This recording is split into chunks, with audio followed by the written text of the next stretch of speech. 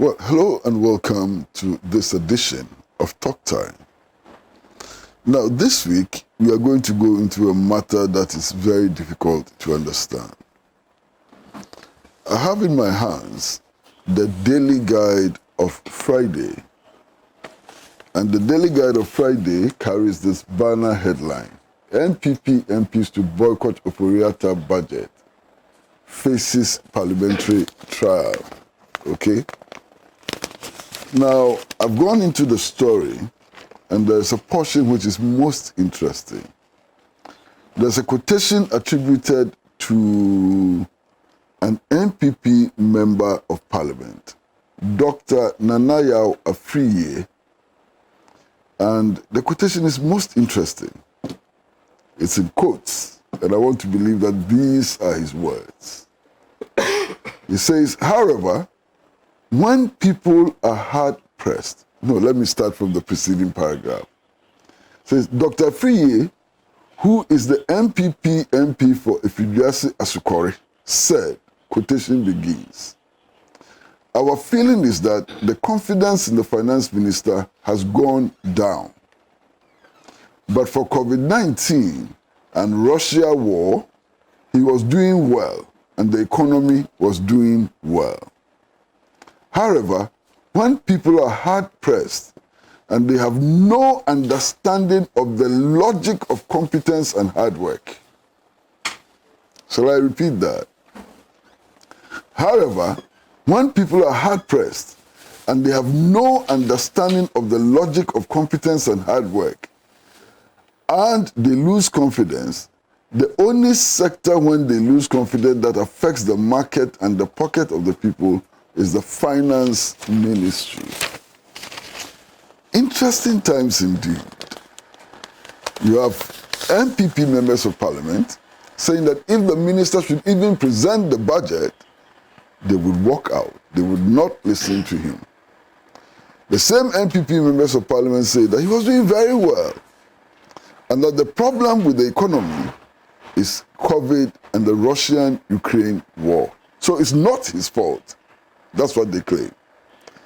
And then they say that the people, the vast majority of our people, from the trade unions, on the streets, in parliament, everywhere, who have lost confidence in the finance minister, have done so because they don't have logic. They don't think properly.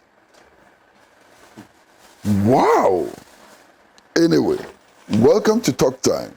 These are some of the issues that we'll be looking at today. Welcome to Talk Time.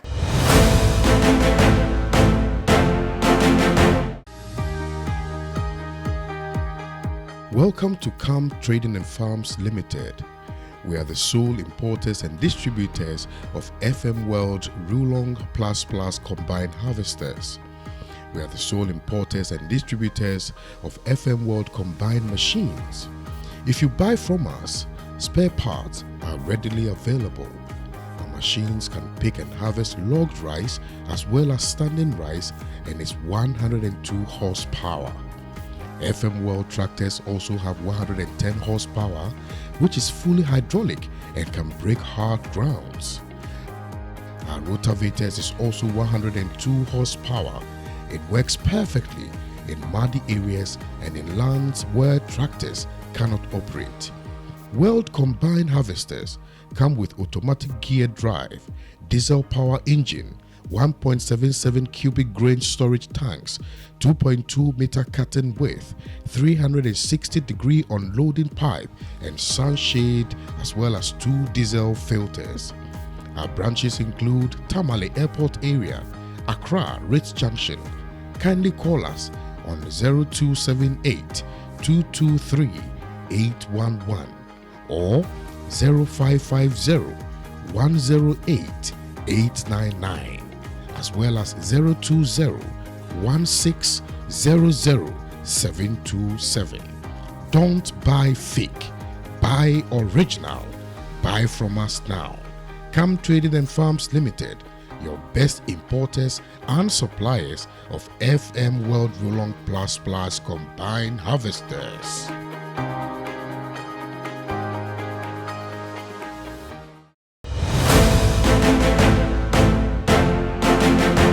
Well, welcome back to Talk Time. And as I indicated, today we are looking at all the fracas around Honorable Ken Ofori-Atta, the Minister of Finance, and also the Minister of State with responsibility for finance, Charles Edu-Boahen.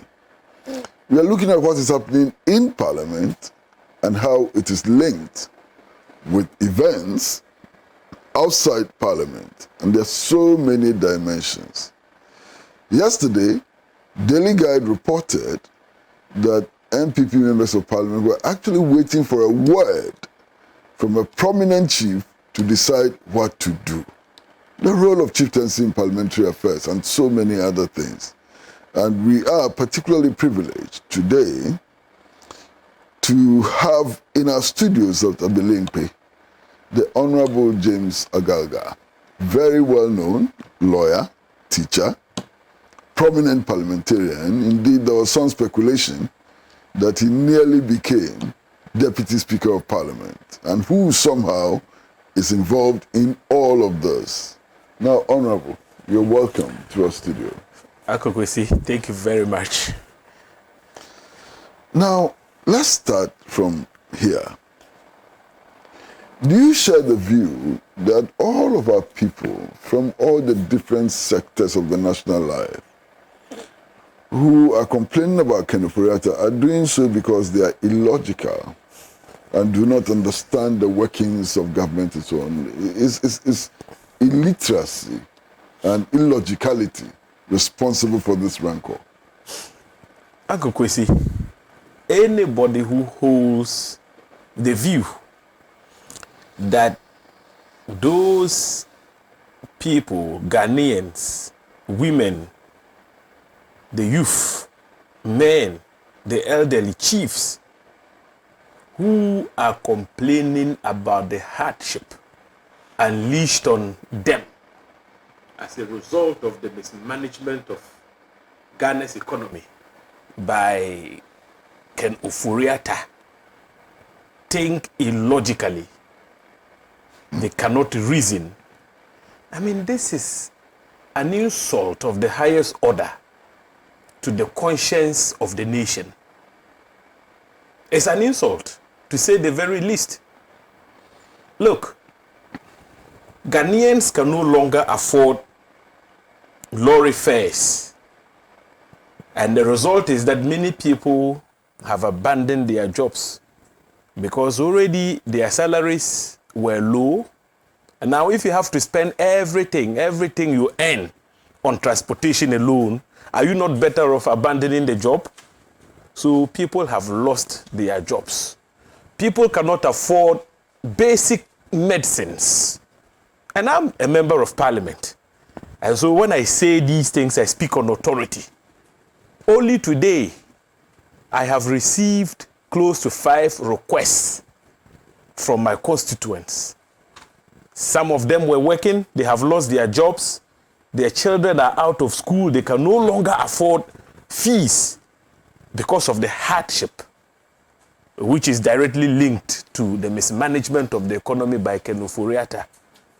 And then somebody has the courage to look at the people in the face and first of all attribute the hardships to Russia and Ukraine war and COVID, and then conclude that Ken Ofori-Atta was doing well but for those 2 intervening factors.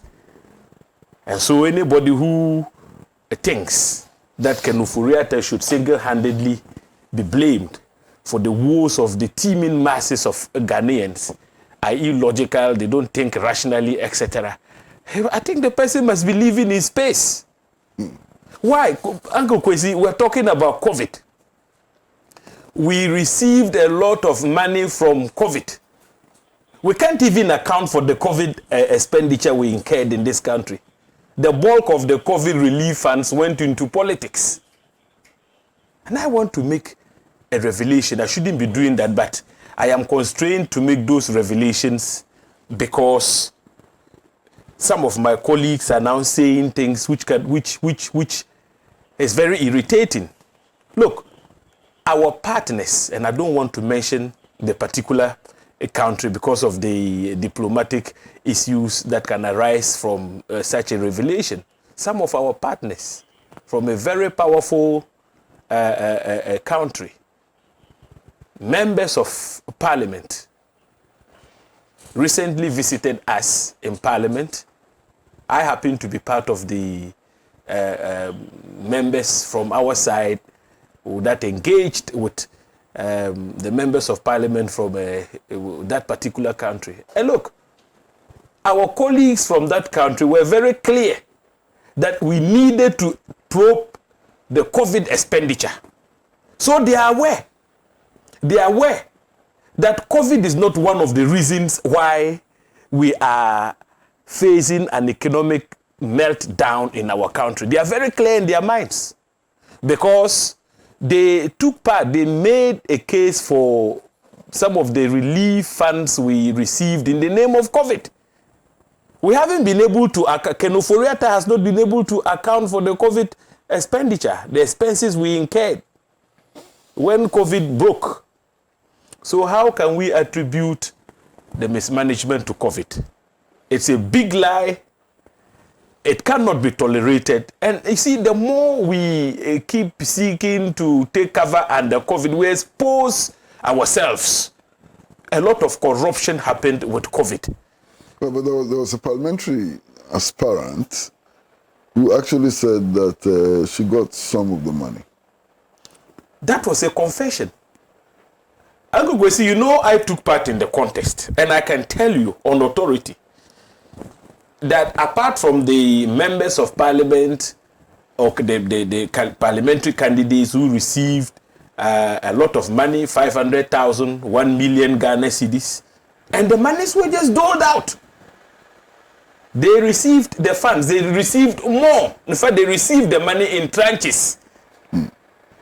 Women, in order to woo, voters to vote for them, all you needed to do was to approach them and hand out your phone number, your contacts, scanty details, and the next moment you receive an SMS, money for the votes. We suffered the brunt of all these things because when we were campaigning, we went to places, we got to know these things because the people felt that, look, if we're in a political campaign situation and our opponents were able to create opportunities for monies to be sent wired through SMS with very little effort, right? We too, as competitors in that election, needed to dole out money, but we simply didn't have the money.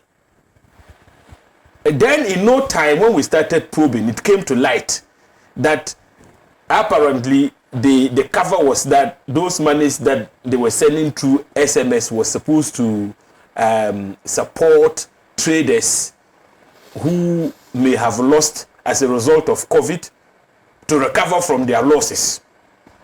That was the cover. On what basis was it determined that some traders had lost as a result of COVID? There was no criteria whatsoever. And so they look at you, and if you spoke like somebody who would do their bidding, who would vote for them, they would simply take your phone number and send money to you. People received as much as 4,000 Ghana cedis. Traders. But you see, the good thing, Uncle Kwesi, the reason why some of us are still in parliament is because the distribution was very arbitrary and discriminatory. So those who didn't receive that kind of support were in the majority. And so they became furious. We heard them. They approached us and asked questions. So what criteria did they use? This lady is my neighbor. She got 1,000 Ghana cedis, 5,000 Ghana cedis. I also gave out my name, but I got nothing. That was what helped some of us. But Uncle Kwesi, that was how our COVID money was spent. And so when you start demanding for accountability, whoever was in charge, Kenoforiata, if you ask him to come and account now, because of the way they spend the COVID money, you're asking him to do the impossible. That is why they cannot account for the COVID funds. And so if we receive so much funds, colossal sums of money from our, international partners, the World Bank, etc., and you use those monies to finance your campaign, how on earth can you turn around and attribute the economic malaise that we are faced with to COVID? How about the claim that the Russia-Ukraine war is responsible for all this economic hardship? How did the Russian-Ukrainian war contribute to increasing the debt stock? Were we buying weapons for Ukraine?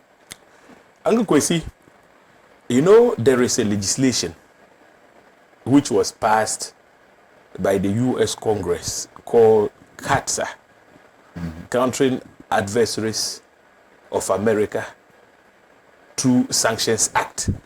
And that law was meant to discourage countries perceived to be friends to the Americans and the West from buying arms from the East. So already there is an impediment there. And therefore, when you asked the question whether we have been involved in arms purchases from the East, Russia or Ukraine, it's a no. Because there is an impediment in a way we don't want to be sanctioned by the West. So we have refrained from having any dealings with the East in that regard. So straight away, when it comes to arms purchases, it's a no. Beyond that, what else do we import from Ukraine? Russia. Fertilizer, yes. But you know, fertilizer was not one of the things the West even sanctioned. And so even as the war continues to rage and so on and so forth, you can still procure or import fertilizer from Russia. Wheat. I think there was a deal brokered by Turkey. And so wheat can now be shipped from Mariupol, Odessa, and other cities in Ukraine that the Russians had initially blockaded when the war started. So today, those arguments are no longer sound. The global food supply chain, is functioning well because Turkey did a good job. And today, Ukraine, even in the face of the war, is able to export wheat to other parts of the world. Uncle Kwesi, even as we speak, in the face of the war, what is the shape of the Ukrainian economy? The Ukrainian economy is far better than the Ghanaian economy. Their currency is more stable. Inflation is better than us. And so, when we use Ukraine-Russia war as the basis for the economic meltdown in our country, we are just being disingenuous and untruthful. That war has nothing to do with the economic mismanagement in our country. How did the Russia-Ukraine war account for the excessive borrowing Ken Ufuriata engaged in? You borrow and make profit. Your companies profit from the excessive borrowing. Then, when there is a challenge in your country, you turn around and accuse or blame it on Russia-Ukraine. Uncle Kwesi, I think we should get serious. We have somebody at the finance ministry who has demonstrated that he's not just got the competence to manage the space he finds himself in. We need to accept that. Look, we are in a sub-region. You know, you take Côte d'Ivoire. Ghana is almost like Côte d'Ivoire in terms of everything. Geography, what we produce, both of us produce cocoa. They also have gold. We are about the same people. Togo, Burkina Faso, which is our neighbor to the north. Now, Burkina Faso is a country that has suffered a number of coups in recent memory. They are a country that is fighting terrorism. In fact, the chunk of Burkina Bay territory is under terrorist control. We haven't suffered a single terrorist attack. Uncle Kwesi, you know the modus operandi of terrorists. They seize territory, they control the economy within the territory they have seized. They attack production sites, mining sites, because they want to have a share, a control of a part of your economy. That is the modus operandi of terrorists. So there are markets in Burkina Faso that are under the control of terrorists. They actually take tolls from market women and traders in conquered territory. We are fortunate we don't have all that happening in our country. And yet, the economy of Burkina Faso is doing far, far, far better than our economy. How do you explain that? We live within the same geographical space. Côte d'Ivoire. A lot of businesses are relocating to Côte d'Ivoire. But if you want to quote Baumia, the vice president, he had previously had occasion to state that, look, we were living within the same space, and therefore if there were in shocks, I mean international shocks, how come our neighbors were not much affected like we were? Baumia, that was his logic some time ago. What has changed? But things have gotten worse. Well, viewers, we're going to take a short break, and when we come back, I want to understand something. NPP MPs say they want Operator out. NDC MPs want Operator out. And yet, Operator is still in place because the two sides are arguing. What are they arguing about? Short break.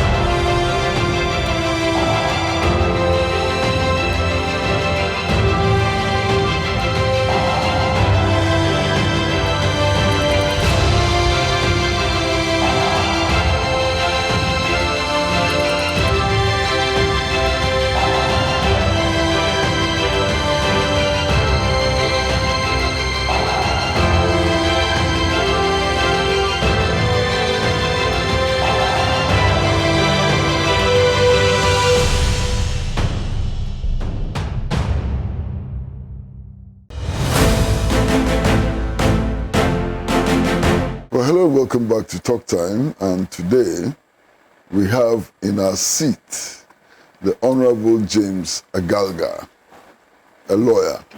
As a matter of fact, he teaches law and is a member of Parliament and is so many other things. And we are discussing the rampus over Honorable Ken Ofori-Atta, Charles Edubuahini, and the Ministry of Finance. Welcome back to Talk Time. Now, sir, NPP MP say they want Ofori-Atta out. NDC MP say they want Ofori-Atta out. Ofori-Atta still is comfortable in his place, and the two of you are fighting. What are the issues? What are you fighting over? Kwesi, there have been so many contradictions, particularly on the part of the MPP MPs. And I am very worried because they made a certain commitment to the people of Ghana when they initially engaged the media and stated categorically that they were for the removal of Kenufuriata. They went further to give strong indication that they were going to abandon parliamentary business if the president were to refuse to listen to them. For the first time, I thought that they had exhibited a lot of fortitude and courage, given that they were MPs drawn from the majority side of the House. But even before then, a day before they did the press conference, the minority side had already garnered 1/3 of the membership and filed a motion in the Speaker's Secretariat seeking to... A day before the MPP, Yes. 80, Yes. the brave 80, The Brave 80. held their press conference. That is we had right. already done that. Yes, filed a motion in the Speaker's Secretariat to pass a vote of censure against Mr. Kenufuriata. So there was a confluence for once between us and them. And so we thought that, well, if we have cautioned the president publicly that act in a certain way or lose our support in terms of parliamentary business, and we had also brought up a motion for censure, we made their work very easy for them. So we thought we had found at least partners for once in our colleagues from the political divide. Somehow, a series of events unfolded. Meetings upon meetings were held. We heard that they had been summoned to the Jubilee House. A certain business man, in the words of the majority leader himself, came to Parliament and tried to influence the majority MPs, and they chased him out. Whether that is true or not is another matter. Then, all of a sudden, after all the interventions I have referenced, a directive comes from the MPP headquarters, signed by the General Secretary. And in it, they make certain spurious statements, some of which were completely wrong. Statements like, in the past, the NDC itself called for the removal of Setekwe when he was Minister for Finance. And then they proceed to claim that the NDC at the time, Parliament did not cooperate with them, which is completely false. Because I was in Parliament in 2015. And whilst there was no time the NDC majority caucus at the time called for Setekwe's removal and did a press conference to that effect. Nothing of the sort ever happened. Was there any motion of censure? There was no motion of censure whatsoever. Against Setekwe? There was no such motion, Uncle Kwesi. And yet, they sought to draw parallels between what happened with Setekwe and Kenufuriata. What did not happen with What did not happen, yes. Setekwe? But, Uncle Kwesi, we're all in this country. In 2015, our CD did not slam by over 45%. Inflation today, statistical services is over 40%. But the reality on the ground is that in some cases it's over 100%. Food inflation is 120%. It's 120%. That never happened under Setekwe. Setekwe did not increase our debt beyond the levels we had reached cumulatively, starting from President Nkrumah up to the point when President Mahama left office. Kenufuriata alone borrowed more than our accumulated debt right from independence up to the point when they took over the reins of governance in this country. Setepe never did that. So there was relative stability and calm on the economic front under Setepe. So how do you compare the two and lie through your teeth that there were attempts, calls for him to be removed, and they never got the cooperation of the NDC? That is a joke. So Uncle Kwesi, we were taken aback when we saw that particular letter signed by the General Secretary of the MPP. But I thought for once the members of Parliament of the MPP majority, who had shown a lot of courage, would have defied their party. They did. For once. They did. They defied the president. No, they did. The letter from the General Secretary asked them to boycott parliamentary sittings. And they came to Parliament, they sat, they argued. That's defiance, isn't it? Well, it is defiance. But if you look at the letter, we did not get to the point where members would have been given the opportunity to cast the ballot, secret ballot, to determine the motion that was moved.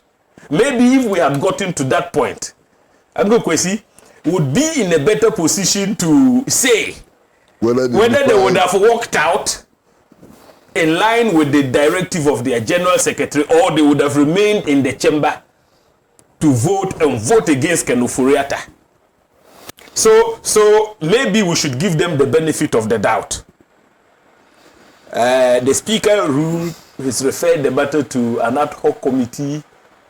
And supposedly chaired by you? Or you're a member of that committee? No, I'm not a member. Oh, it's a joint, it's chaired by Ayene as co-chairman, and then you have Kwame Anyimedu as the other person who would chair.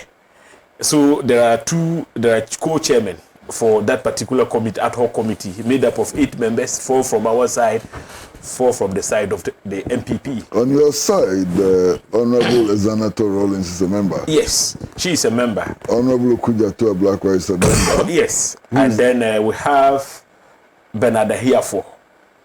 On the other side, who are the members? We have Honorable Anyimedu, he's the co-chairman.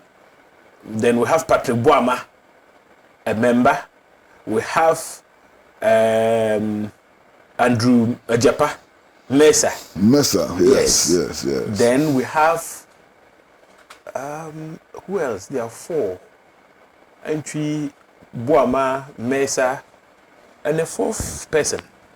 So there are also 4. So they would determine the fate of Oforiatta. The arguments that were made, and there are 2 schools of thought. But the committee report has to come to the committee of the whole. The committee, yes, for the entire house to take a decision. They can only make recommendations, and we vote on their recommendations. Why did the Speaker decide that the best way forward was to set up this committee?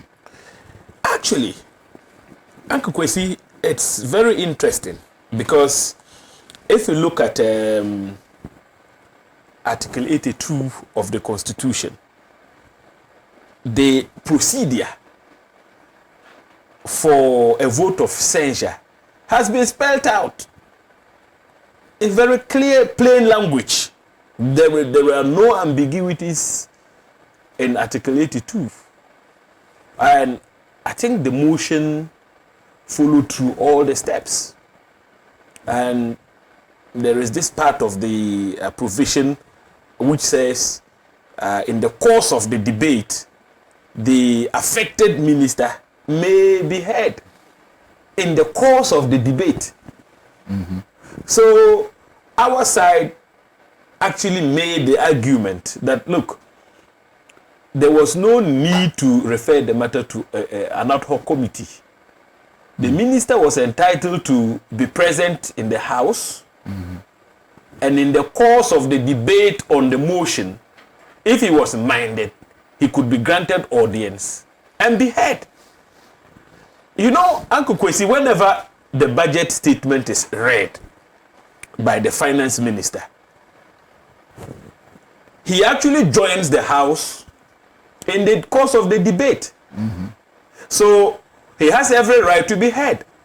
But the majority side argued as though what happens or what goes on in Parliament is akin to what happens in a court of law, so that it's like a trial. But properly speaking, it's not a trial, because Parliament has not got the power flowing out of the motion for censure to convict anybody. We're saying that, look, you have mismanaged the economy. These are the grounds of mismanagement. What is your response? Yours is to persuade members who act as the judges in that sense that, look, the arguments that are being made that I mismanage the economy is not true. If you succeed in persuading members that the arguments of mismanagement attributable to you are not true, members will simply vote against the motion. It's as simple as that. But Honorable, you are a very prominent lawyer. Indeed, you are a teacher of law. Are there not trials beyond judicial trials? Well, Uncle Kwesi, yes, you can have trials beyond judicial trials. Which are legitimate trials. Yes, absolutely. Which are legal trials. And the rules of natural justice must be respected, and so on and so forth. Would you not consider the process of censorship of ministers as a non-judicial trial? Well, to the extent, now we have created a precedent. Because once the matter comes before a committee and you look at the powers of parliamentary committees, they perform certain quasi-judicial functions. To the extent that they can subpoena witnesses, they can even cite for contempt. If you appear, you don't comport yourself well, and so on and so forth. So to that extent, they have certain quasi-judicial powers. But the fact remains that when you are taking through the process of a motion for censure, because of the manner in which censorship is invoked, the invocation is by motion. And what happens when motions are moved on the House is like any other motion. You are given the opportunity to be heard. Now, the question is whether you are entitled to appear with the council, etc., etc. But the indication is that at the committee level, you can appear with council. Honorable Kenuforiata is going to appear with the council. Yes. Well, that for me is interesting. Uncle Kwesi, if you look at the procedure provided for under the Constitution for the removal of the president and speaker, I think that is on another scale. And so the provision has been made for such referrals so that the committee hearings, yes, is something that clearly is envisaged. But in respect of the censure of ministers, they are not placed under the same category. So the distinctions are very clear. Now, question is if the framers intended that ministers be treated like presidents and speakers, I think they would have said so. So I think there was something the framers of the Constitution thought about. Why make the removal of a minister of state so rigid, like that of the speaker, the president, and the vice president? So they drew a certain line. But, well, the speaker has ruled. Having so ruled, some precedent has been set. So, are you comfortable with the ruling of the speaker? I thought the matter could have been dealt with in a more expeditious manner by allowing the minister to appear. He's always appeared before us and taken part in the debate, on government economic policy and so on. Now we're saying that he, having shepherded the execution of government economic policy, there have been certain lapses. How difficult is it for Kenuforiata to explain? in a debate on the accusations made. He's more than capable. He's done that time without number. Whenever the budget statement is introduced, he's the one who would, with a lot of consistency, defend government policy. There has never been a time when Ken Ofori-Atta told the people of this country that in his defense of government economic policy, he needed the services of counsel. What we are seeking to do, basically, is along those lines. Nobody has raised the standard of proof that when he comes before Parliament, we're going to prove beyond reasonable that as if we're in a criminal court. So when we make the argument that documents have to be produced for inspection, etc., what is the procedure in the House when you are debating a matter? Now, as things stand now, just suppose that tomorrow Ken Ofori-Atta resigns. Would that truncate the proceedings in Parliament? I should think so. If he resigns, that will be it. Because what is the effect of a vote of censure? When the guy is not at post. When the guy is not at post. I mean, it will be moot.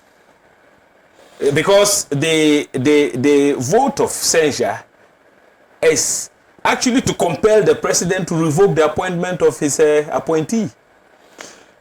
Absolutely. So that is my personal view. Suspect that perhaps by Monday, Tuesday, the minister will resign. Kwesi, if he ask me, I should think he ought to have resigned long ago. So even if he tenders his resignation on Monday or Tuesday, that would be, belated in my own estimation. Because look, the man has lost credibility even in the eyes of the IMF and World Bank. He has no legitimacy. Especially given the fact that we have now moved this motion. He's lost it. So how can he continue to sit before IMF officials and purport to negotiate on behalf of the people who have lost confidence in him? I ask this question because, again, we are all speculating. It may very well be that the so-called majority is act by splitting with the so-called minority is able on its initiative to dismiss a minister. So all of this haggling and so on is just meant to create the conditions for the minister to walk away. Without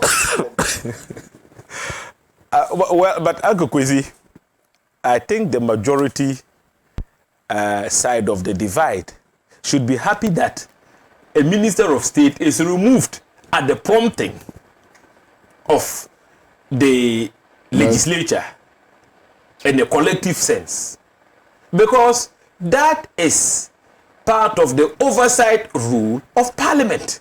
Now, if members of Parliament, for once, would not want Parliament to assume its proper place in exercising proper oversight over the executive, then why are you in Parliament? That is why the electorate put you there. So that when the executive fails, Parliament, through its oversight mandate, can put the executive right. In this case, the president has failed Ghanaians. He acts as though he's oblivious to the suffering of the masses of this country.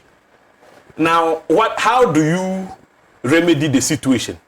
So the framers of the Constitution then vested a certain function in another arm of government. Then look, when the executive fails, you, the representatives of the people, should be able to rise to the occasion and call him to order by passing a vote of censure against his appointees. Once you do that, his hands are tied. Well, we're also going to take another short break. And when we come back, I'd like to understand the charges, perhaps the allegations, the basis of the indictment of the minister. Short break.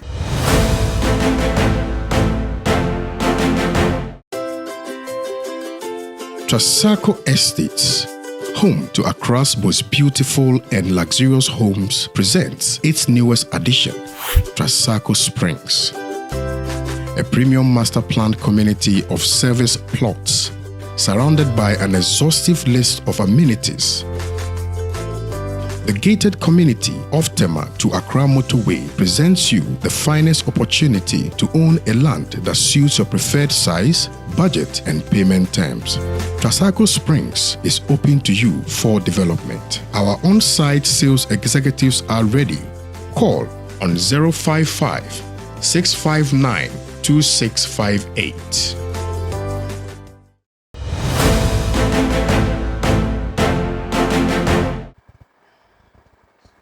Welcome back to Talk Time. We are talking to Mr. Norbert Bogbochi, who is a teacher. Now, sir, did you know all of this before you became a teacher? As young as I was, I didn't plan to be a teacher. My father was a chief technical officer at Greek Extension. So, that could earn him something meager for him to take care of about 4 of us. So after completing Brekum Presec, I had so many opportunities. I filled a form to enter into the nursing. I also filled a form for teaching, and I filled a form for the university.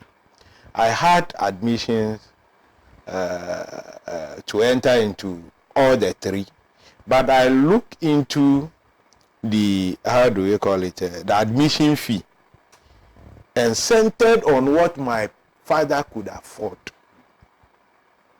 That is how I became a teacher. So you became a teacher out of convenience? But it was better I teach than not to go into any of these 3 institutions, because it was something they told me point blank they couldn't afford. In the course of teaching, have you come across people who became teachers simply because they loved to be teachers? We are born teachers.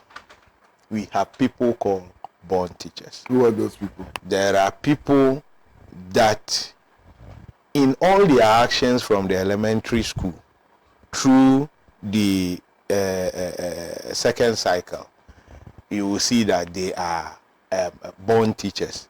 And when you meet them in the training colleges, you will understand.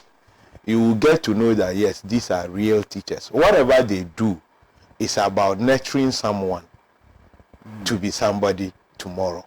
And I have friends like that. I have friends from colleges like that. And there are people today that when they are given 500 cedis, they won't mind, they will still teach. Do you regret becoming a teacher? Yes, I do have those regrets sometimes. So why are you still in it? I am in it because I have that strong conviction that I must add something. I don't just have to live. I must make it better. Somebody created the situation. You see, we were not enjoying retention premium, but we brought it. And the entering point, when you complete training college, we have an entry point. And we have a second entry point that was introduced by Nagrat. Somebody fought for that. So it is time for me to also fight for a better conditions, even if I do not enjoy it, so that when we are comparing Ghanaian teachers to Canadian, like teachers in Canada, we will say that yes, it was done by Norbert Bogbochi and some group of people. Either than that, teachers were enjoying something or nothing to write home about. You do remember somebody is making a very important point that teachers were even very well paid, more than politicians during Nkrumah's time. Who made it so? Why is it that today we are down? So what can we do so that we'll rise back to those times. That is why I am still a teacher. Interesting. Very, very interesting. If the situation continues to deteriorate, would you still be a teacher? I will still continue to fight the system. That is why I spent, you see that amount that I mentioned to you that I receive as salary. That is the same thing I have spent this morning to Onuya TV and back to Pan-African. It is the same I'll be spending on other. I could have reserved that for my wife and kids, but I am using it. I think that the situation has to be saved, and I should be part of the people saving that situation. So should they continue deteriorating? For me, I will, but I will not advise anybody. The heart that I have, you don't have it. So don't try, they said don't try this at home. People trying it are professionals. I am a professional. But don't still remain and tell me that you want to be a teacher and then you cannot go through what I am going through. So if you get worse, you are free to exit. Either do other works in Ghana here or outside. Go. I will not advise you. But What is the kind of heart that you have? Is it the heart of a Bobochi?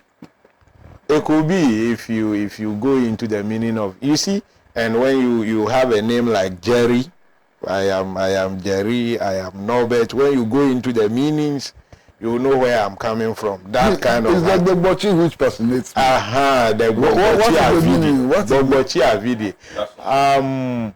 Only a stoppage of breath that announces the end of a man.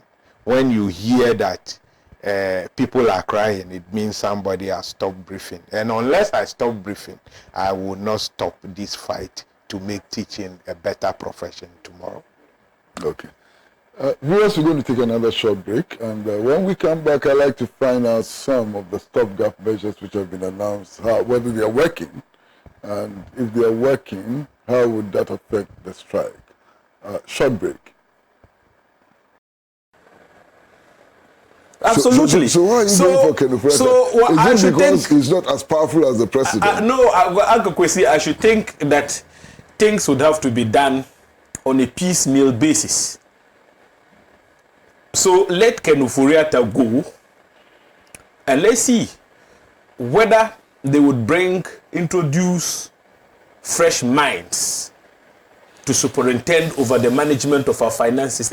If we don't see any results in the short term, we may have to escalate our actions, because 2 years is a long way from now.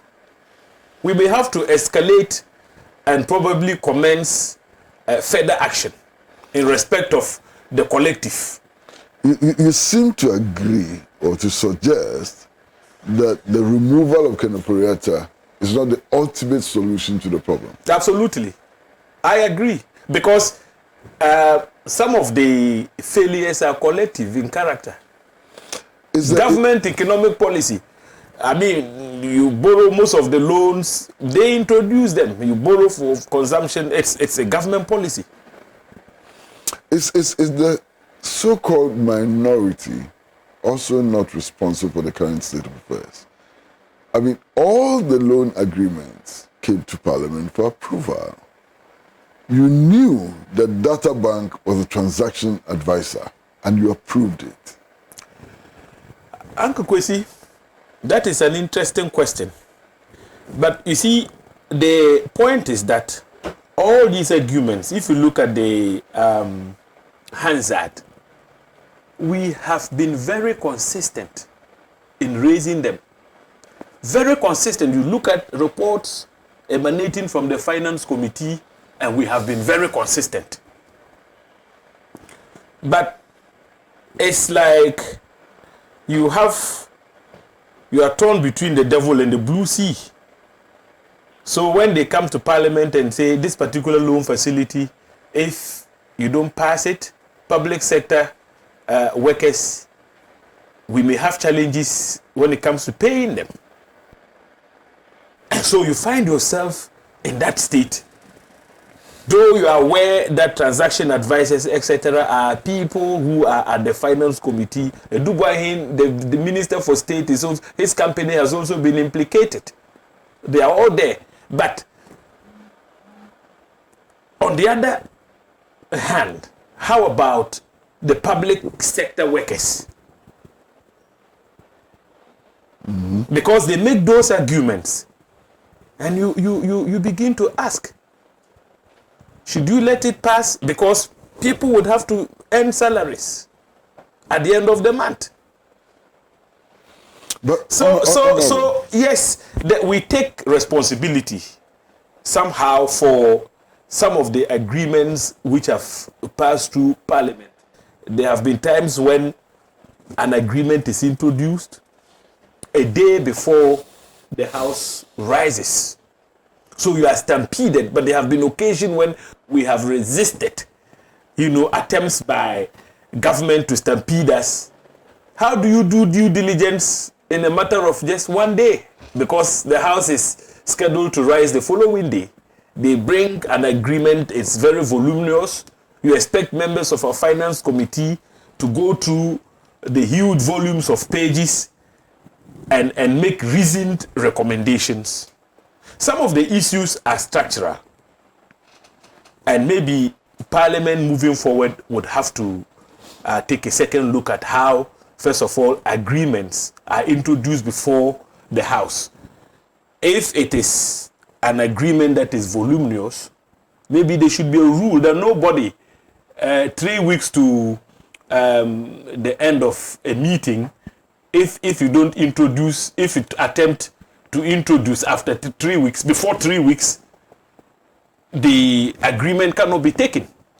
So that members are given ample opportunity to properly scrutinize some of the agreements that are brought before the House. So, no doubt about that. The minority, we would share in the blame, but some of the issues are structural and you need to deal with them. There have been times we didn't have the numbers, so you stayed and walk out. But the thing about agreements is that you just need simple majority to pass them. So even when you walk out, there are times you walk out and you do greater disservice to the people because you lose the opportunity to be heard, to argue, make your case for the public to be sensitized that this particular agreement that they're seeking to push through is not in the interest of the country. So sometimes you make all the arguments, you don't have the numbers, so when it comes to the time to pass, you just refrain from voting, you don't even vote. So that has been the predicament of the minority. But we have, time without number, identified all the issues you related to. Well, because we're taking another short break, and when we come back, there are a few more interesting issues that we'd like clarified. On what basis did the minority join the majority to approve the renomination of Mr. Kendo Pratt as Minister of Finance when it knew about the conflict of interest situation, it knew about all the things that they are alleging today? Short break.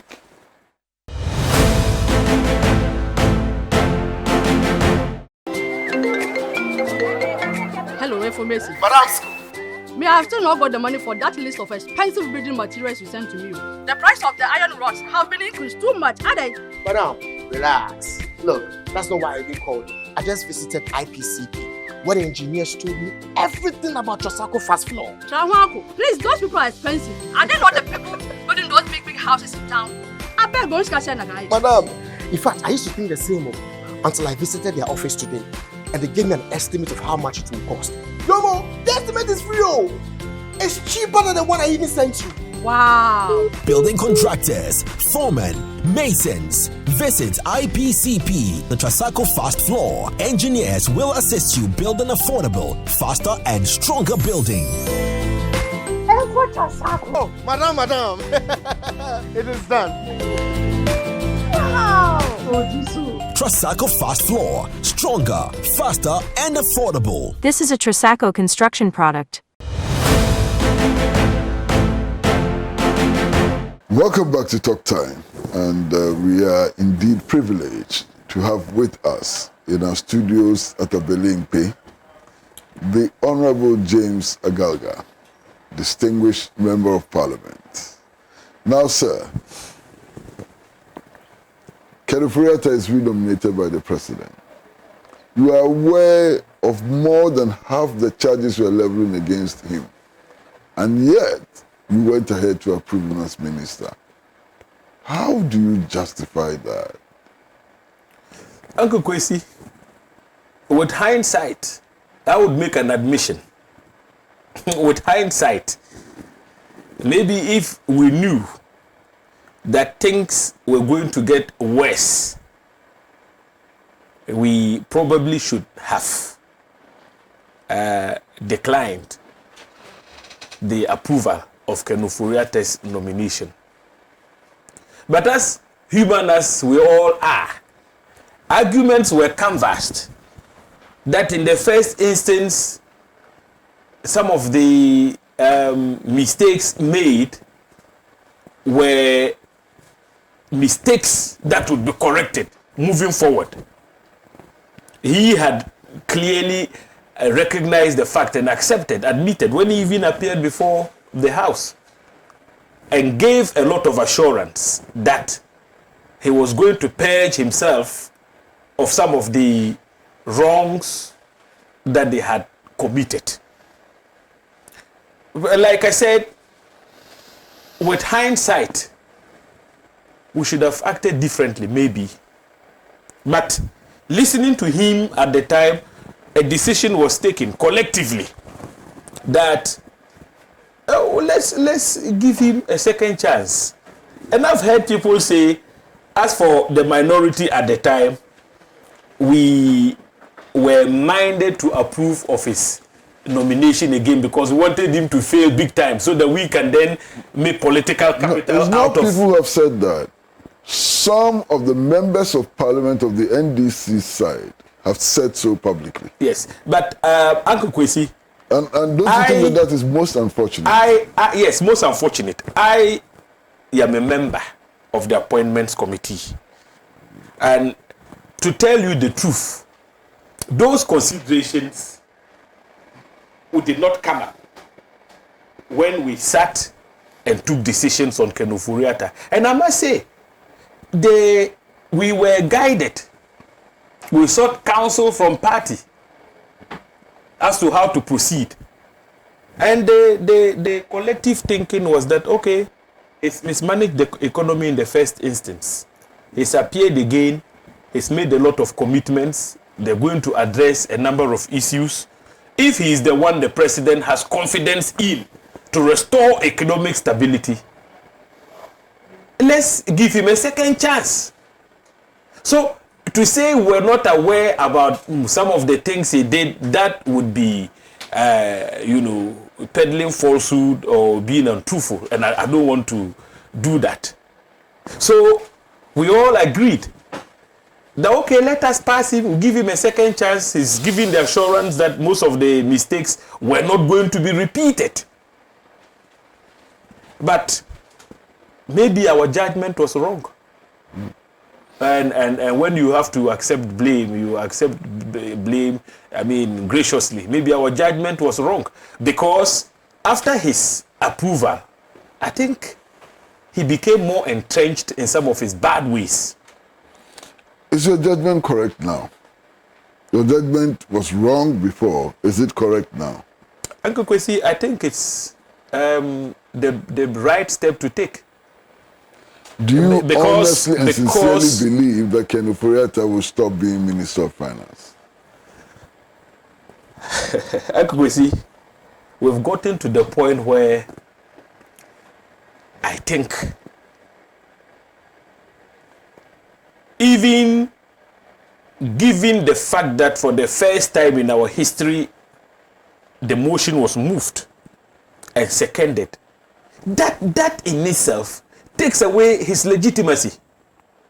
The fact that over 80 members from the majority came out and publicly called for his removal is a dent on his reputation. It's a sizable dent on his credibility. So, But will he go home or not? His credibility will be damaged, but he may still be there. I expect him to throw in the towel. I seriously expect him to throw in the towel. He's granted interviews recently. And he thinks that all of you in Parliament making the noise don't know what you're talking about. But, Uncle Kwesi, that is part of the arrogance of some ministers of this government. Even when your own MPs have also spoken, so they are also making noises. I mean, you can say so about the minority because we are your political opponents. Well, the president said that those who are agitating for cabinet reshuffle were persons who were looking for jobs. The president himself said that. Uncle Kwesi, I have joined that chorus time without number in calling for a cabinet reshuffle. But Uncle Kwesi, what job can I possibly be seeking from President Akufo-Addo? Chairman of a board of directors. I am part of the opposition. Yeah, he can appoint an opposition person as chairman. I don't think this president will do that. Why? No, I don't think so. Why? No, I don't think so. Why? You see, the bloated size of government he's running, it simply means he thinks he must satisfy his people even at the expense of the country and its finances. He can't be bothered. So he's not the president who has demonstrated that he can go out of the way and appoint people from the political opposition. No. He's never... He did not object to the election of Mr. E.T. Mensah as a member of the Council of State. But that the was... MPP did not object. In fact, the president is very cozy with Nana Kunedu Ajiman Rawlings. And indeed, the president announced that his political mentor is your former leader, Jerry John Rawlings. Well, Uncle Kwesi, that is very interesting. Interesting. As for Nana Kunedu, you know, she actually left the NDC and formed her own political party. And so if she has dealings with President Akufo-Addo, they dance at parties. You cannot begrudge her. They actually dance at parties. Yeah, she's a damn good dancer. I mean, but having a close relationship with the founder of our party, for me, I thought that, well, beyond all the public shows, dancing together, etc., what was the commitment of the former president to his party? He did not abandon ship. That is bottom line for me. He never at any point in time abandoned ship. We continue to revere him as founder of our party, as and when it was necessary. He proffered advice. He was a member of the chairman of the elders of the Council of Elders. In spite of all of that, yes, Nana Akufo-Addo ignored his party affiliation and had an excellent relationship with him. Well, so you may not then argue that Nana Akufo-Addo is partisan. But Uncle Kwesi, that was not an appointment in the sense that I want to put it. Oh, okay. I sit here. I'm a member of Parliament. Would President Akufo-Addo go out of the way and appoint, say, Uncle Kwesi Pratt, because your views are known, your political leanings, it's not a secret? Would he go out of the way and appoint you to, say, head a very sensitive state agency or organization? He has not evinced the capacity for doing that throughout the period that he's been president. No. I saw an attempt by President Kufuor to, try to bring people, draw government of national unity, and so on. But President Akufo-Addo has not evinced those intentions, as far as I am aware. We had President Mills, who was a Sumdwe Hini and was seen as father for all. He did not discriminate against anybody. People held on to positions. He actually appointed a finance minister who was not a member of his party. Yes, and even a minister for gender. Later, she joined the party, but at the time of her appointment, she didn't even hold a party card. But beyond that, those who were in sensitive public sector positions, he protected them. People were not removed merely by virtue of who appointed them. Today, we've seen that if you were not appointed by this president, you cannot hold on to say, including the Electoral Commission. Including the Electoral Commission. That is how bad the situation is. But we saw presidents before this president were very magnanimous. Some were father for all and sought to protect people across board. It didn't matter what your political persuasions, etc. If you could deliver, you were protected. But now the story has changed, unfortunately. Well, Honorable, we are most grateful for coming into our studio, and we do hope that from time to time, when we have hot issues to discuss, you would make it possible for us to benefit from your wisdom and your experience and so on. We're very, very grateful to you, exceedingly grateful to you for coming to the studio today. And for the viewers out there, we'd like to give you a red salute. Because without you, we are absolutely nothing. It is because you watch our programs. It is because you contribute to developing these programs through your messages and so on, that we have become one of the most prominent television platforms, not just in Ghana, but in 46 African countries. We are most grateful to all of you who watch our programs and who help us to develop these programs. Thank you very much. You know already that the best on television is on Pan-African television.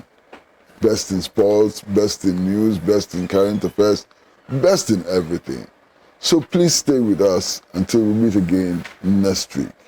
And until then, it's goodbye from me, your host. You know my name already, and need not mention it. It's goodbye from Prosper Mensah and his camera team. It's goodbye from Media, the floor manager, and goodbye from the director of the show, Edem Lumo, and also George Vider, the producer. Goodbye from all of us from Pan-African Television. See you soon.